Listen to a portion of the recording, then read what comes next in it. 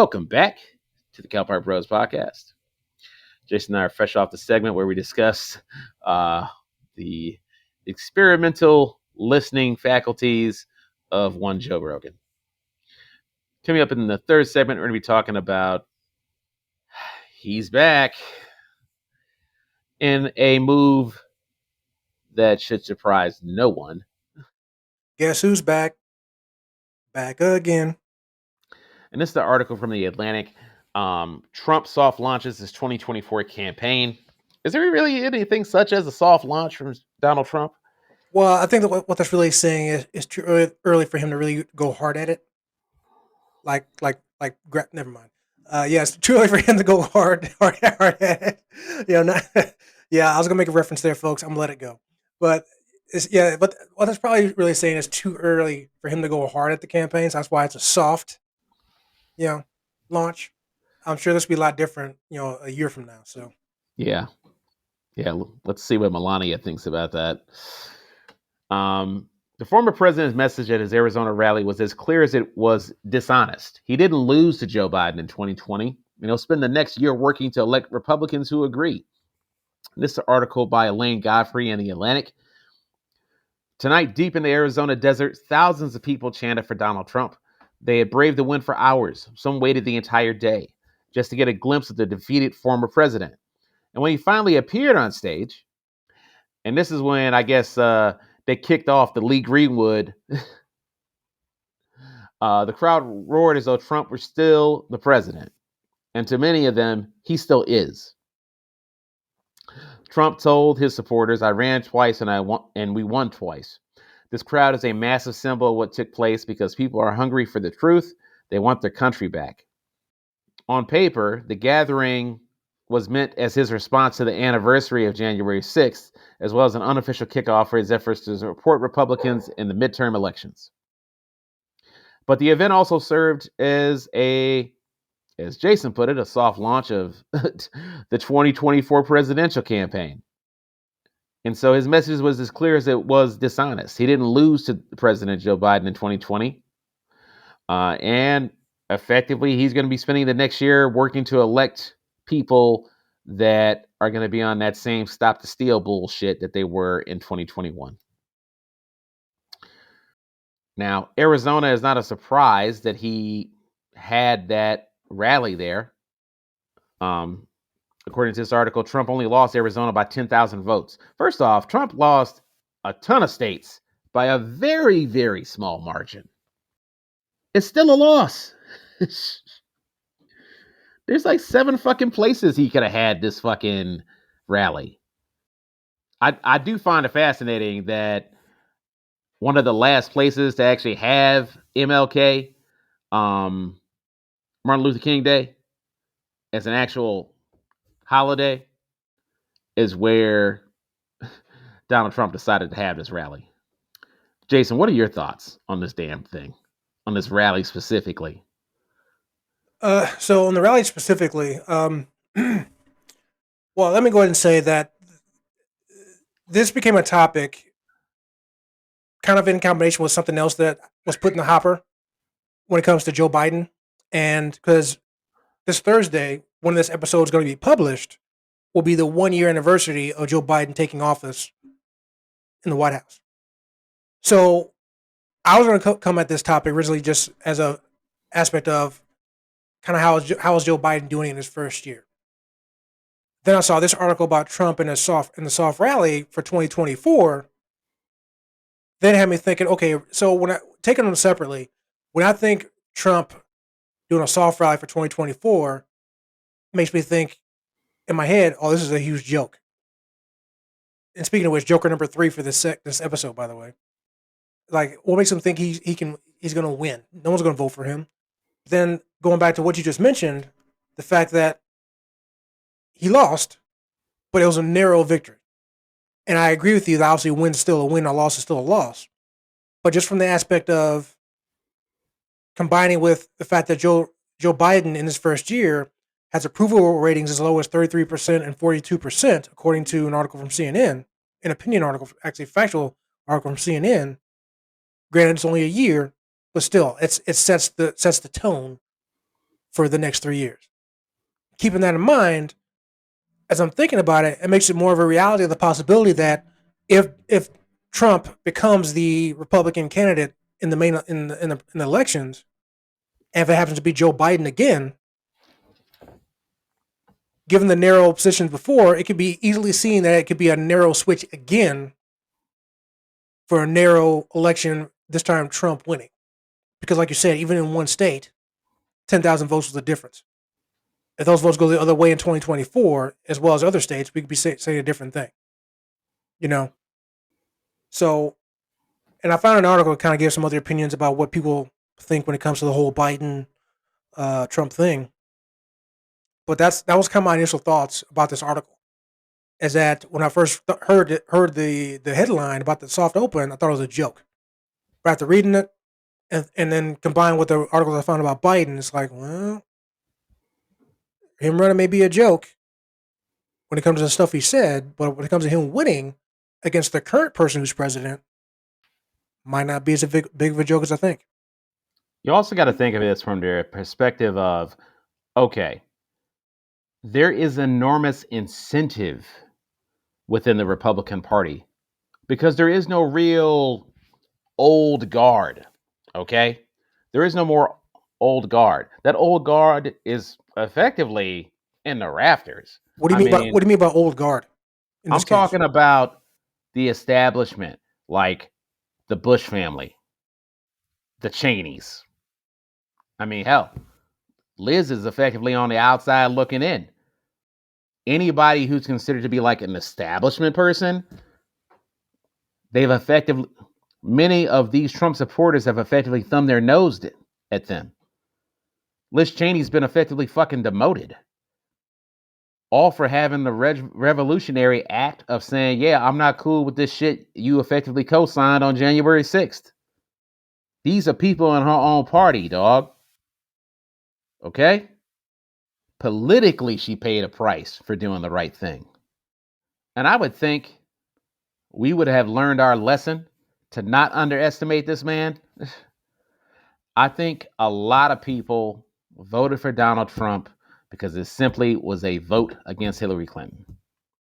Now, well, hang on, because that same thing can be said in 2020. Let me finish. I'm just putting it out there. Let me finish. Please. No. Okay, go ahead. Thanks. But just because people made that decision in 2016, and then people realized, oh shit, this guy's certifiably fucking crazy. And for all of his business bona fides, I mean, the economy might have been better until it literally went off a cliff when COVID got here. But that was the time when you're supposed to use the business acumen, is during crisis. And we kind of really didn't get there. Which when Donald Trump didn't have Hillary Clinton to punch down at, he kind of got exposed. And so Joe Biden, by sheer default, through almost no result of his own, by sheer default, ends up being a sane choice because he's not leaning as much into xenophobia as his opponent.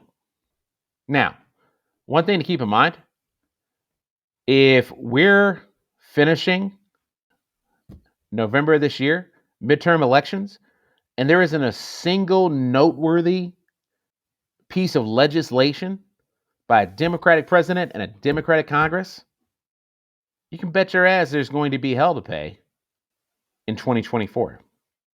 And so there are no sure things in politics anymore, because I think for a lot of people, 2016 was viewed as a coronation potentially for Hillary Clinton, and that did not bear out. That did not bear fruit. So I think if nothing else, you have to take, if you're on the Democratic side of the aisle, you have to take this as a serious threat. You also have to evaluate and see how these down ticket candidates are behaving and see how successful they are. I mean, this is totally pandering to a person who you think's in charge if you're a down ticket candidate in Arizona, right? And so that's where I'm at with it. I don't freak out when this guy talks. And I also don't um, underestimate when this guy talks. Because of course, this is of course he's going to run again. He can run again. Politics is a hell of a drug. Because they're all using cocaine. I mean, the margin of victory and defeat is very small, especially in America. So of course he's going to run. Will he actually get the nomination? I have no fucking clue. But it would be foolhardy to underestimate a potential run at this point. Well, Those are my thoughts. well, yeah. I mean, as we mentioned, as it's been mentioned not by us over the last year plus, narrow victory. Trump basically got 47% of the country's vote. Of all the damning things we could say about him on this show, and have probably already been said over the last 6 years, he still garnered in this election, not to mention the one he won in this election, 47%, close enough to half the people in this country. So you say that in 16, Trump took the advantage of kind of throwing daggers at Hillary Clinton, and that's what got him the election, which may be true. But I could easily say the same thing about how Biden won because of all the daggers that anybody, whether it was Biden included or not, could throw at Donald Trump.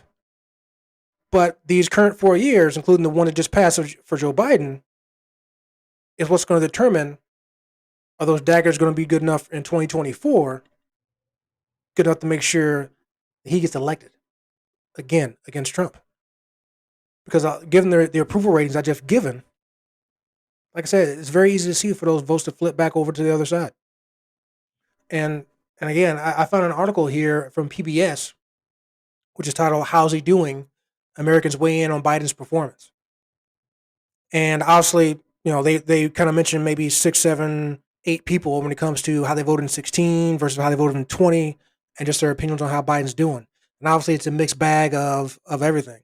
And the first person they mentioned is a Georgia history teacher who voted for Biden. Says he would give him a C grade, faulting the president for not pushing earlier to end the filibuster in Senate, but supportive of his Build Back Better plan. Somebody who said he was a Trump to Biden voter still says Trump should be thrown in jail, but he's far from your typical anti-Trumper because he voted for him in 2016.